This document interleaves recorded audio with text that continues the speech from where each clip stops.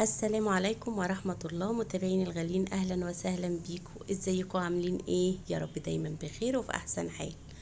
النهاردة بقى إن شاء الله نعمل مع بعض كفتة الحاتي الجميلة اللي كل الناس بتحبها. هنجيب اللحمة بتاعتنا طبعا. ازاي تعملي بقى نص كيلو لحمة تطلعي منه كمية كبيرة جدا، حوالي كيلو من الكفتة.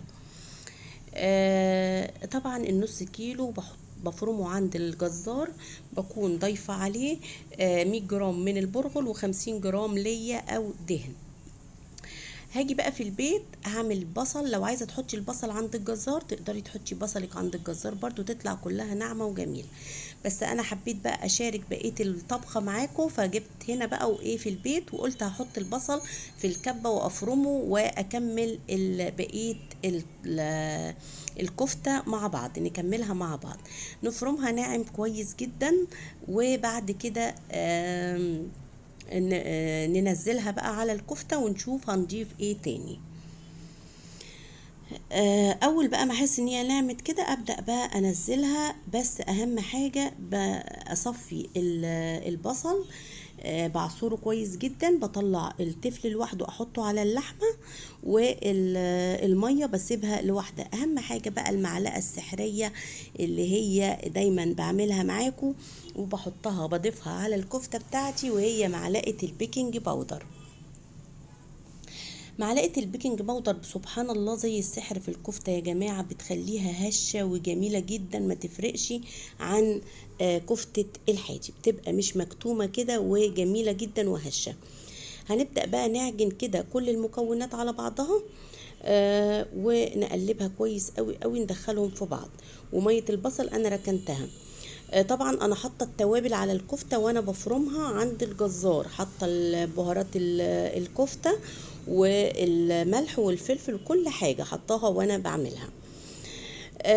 ميه البصل بقى هبدا اضيف عليها معلقه من الصلصه، صلصه بيتي، صلصه معلبه، المتاح عندك اشتغلي بيه، كله جميل جدا وبيدي طعم هايل.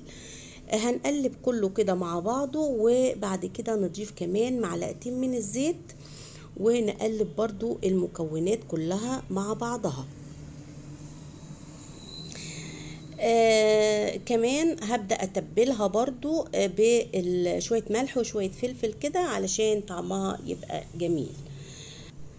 أهم حاجة بقى لو وصلتي معايا لحد هنا اوعي تنسيني في اللايك والكومنت الجميل اللي بيطلع منكم حبايبي الغاليين المتابعين اللي دايما ما بستغناش عنهم وعن كلامهم الجميل ليا، المحفز اللي دايما مخليني مستمرة. وما تنسوش تفعلوا زر الجرس علشان دايما اي جديد بينزل على قناتي يوصلكم وتشوفوه. بعد بقى ما بقلب كل التوابل مع بعضها ابدأ بقى اجهز القالب او الصينية اللي هشتغل فيها، هحط فيها شوية زيت كده وابدأ انزل. ابدأ بقى اصبع، هوزع الزيت على الصينية واصبع الكفتة. طبعا انا نسيت للاسف يعني الاسياخ بتاعتي في الشقة التانية في البلد. لما بنروح البلد في الاعياد، في العيد يعني العيد اللي فات، رحنا واخدنا الحاجات بتاعتنا، الاكل بتاعنا والاسياخ عشان نشوي كفتة. فسبت بقى الشواية وسبت الاسياخ هناك، فطبعا عايزة اعمل كفتة، فاتصرفت جبت المقوار زي ما انتم شايفين وبدأت اعمل بيها. طبعا لو عندك عصيان شيش طاووق ممكن تشتغلي بيها، اللي هي الخلة الكبيرة دي. بس طبعا مفيش حاجة بتوقفنا، احنا ستات شاطرين وبنتصرف، الجيش قال لنا لازم نتصرف في المواقف اللي زي دي. طبعا عملتها على المقوار وطلعت، هو بيغلبني شوية بس برضو طلعتها حلوة ما شاء الله. وتقدري تعمليها على ايدك كده وترصيها برضو في الصينية لو مش هتعرفي تشتغلي بالمقوار او بأي حاجة تانية. ممكن كمان تعمليها على المعلقة.